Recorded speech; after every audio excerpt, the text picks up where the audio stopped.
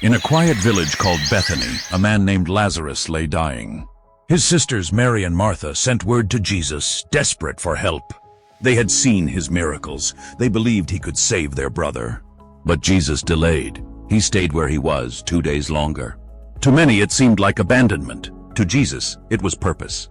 He said, "This sickness will not end in death, but for God's glory." When he finally arrived, it was too late. Lazarus had been dead 4 days. Martha ran to meet him, her heart torn between hope and grief. "Lord," she said, "if you had been here, my brother wouldn't have died." Yet even then, she clung to belief. "But I know God will give you whatever you ask." Jesus looked at her and said, "Your brother will rise again." She didn't understand yet, but heaven was already moving. Then came Mary. She fell at his feet, weeping bitterly. Others followed, mourning loudly, their cries heavy with pain. Jesus was deeply moved. The sorrow of his friends broke him. He asked simply, "Where have you laid him?" And they said, "Come and see." And then, the shortest verse in the Bible, yet perhaps the most powerful, Jesus wept. The Son of God, standing before death, cried with those he loved. He felt their grief. He shared their loss. He bore their heartbreak. This was no distant savior. This was God in the flesh who suffers with us. Some asked, couldn't he have kept him from dying? They didn't know. They were about to witness a miracle.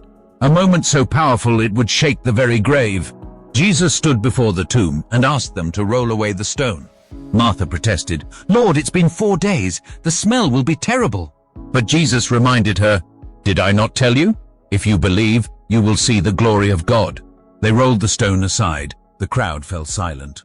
Jesus lifted his eyes and prayed to the Father. Then he called out with a loud voice, "Lazarus, come out!" And from the shadows of death, Lazarus walked out alive. Grave clothes still wrapped around him, but life restored. A miracle, yes, but also a message. That Jesus has power over death, that no grave is too deep. That even in our darkest moments, God is near. And that on the day Jesus cried, hope was reborn. And so the grave lost its grip, if only for a moment. But that moment pointed to something greater, something eternal. Jesus did not just raise Lazarus, he revealed his heart.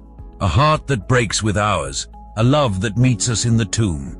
He weeps when we weep. He walks with us through loss. And then, he calls us back to life.